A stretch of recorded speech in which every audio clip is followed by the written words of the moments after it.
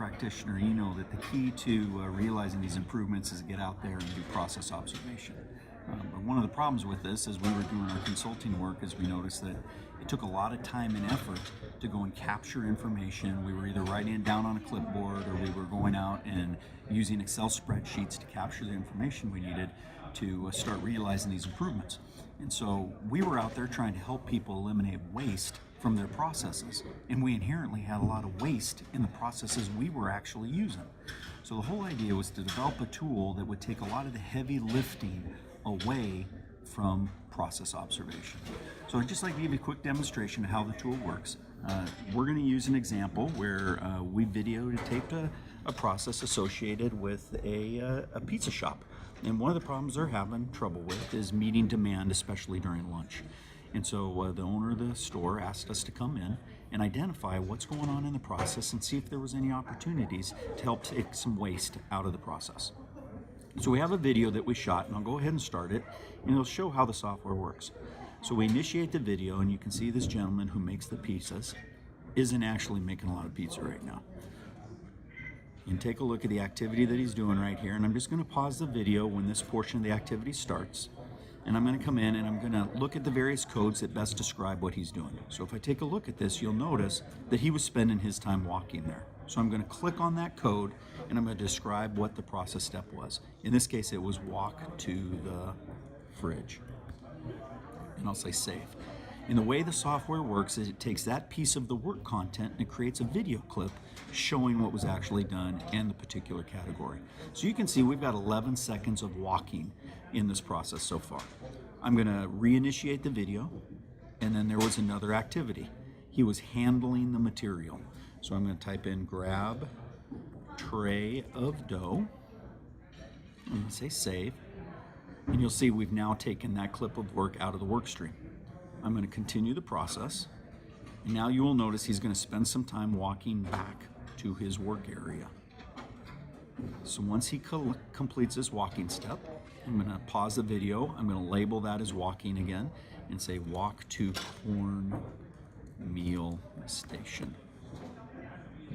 So we would go through the entire process that we videotaped and break down the various steps associated with the process. I'm going to jump ahead to an alternate video where we have already created all these video clips. And so as you look through the workflow, we can see all of the steps associated with that. We can mouse over the video and we can see a description of the step, what classification it was, and how much time we spent on it. I'm just going to highlight some of the activities we have here. You'll notice we have a non-value added step here. I'm going to pull up the video clip, and you can see right in the middle of making these pizzas, this gentleman's going to go and take a phone order. Now, this is not really ideal because we have two people in the front of the store that are supposed to be handling these orders. So the question is, why did this happen? Well, when the phone rings, he volunteered to get the phone. He said, hey, I'll get it. And so the people at the front of the store just kept on doing whatever they were doing before. This is not ideal because we want this gentleman back there making the pizzas. So this allows us to see where there's opportunities in the process. This is a documentation of what the current state is. So next we're going to move forward, and we're going to start thinking about what this future state maybe should look like. So in the beginning of the video, we saw that there was a lot of walking. So we're going to come in here, and we feel like this walking can be eliminated because that refrigerator is not in the right location for the work that he's doing. So I'm going to click on X, and I'm going to eliminate this process step. And I'm going to do this by putting a local refrigerator, a small fridge, right at the workstation so he can retrieve the dough from that. And this will eliminate that process. So if I scroll down the bottom, I can see I was at 258 seconds. Now I'm down to 249. And by eliminating that, I can do the same thing here where it eliminates another 10 seconds of processing time that just doesn't need to be there. Additionally, we saw that step where he was answering a phone. We're going to get rid of that as well, and we're going to do that by taking that order entry station and moving that to the front of the store so he no longer has the ability to do that, preventing the distraction and making sure that the people that are supposed to be handling the calls actually do. So we're going to eliminate that. And we are also going to eliminate it here because he actually had a second time where he handled an order. Now some of these steps actually had some value-added activity. For example, if I pull this video up, you can see that he's stretching out the dough, and that's a necessary step. But when he puts it in the pan, you'll notice that he spends a lot of time spreading that dough out in the pan. Now the reality is, once he puts that dough in the pan that he puts on top of that will spread out that dough.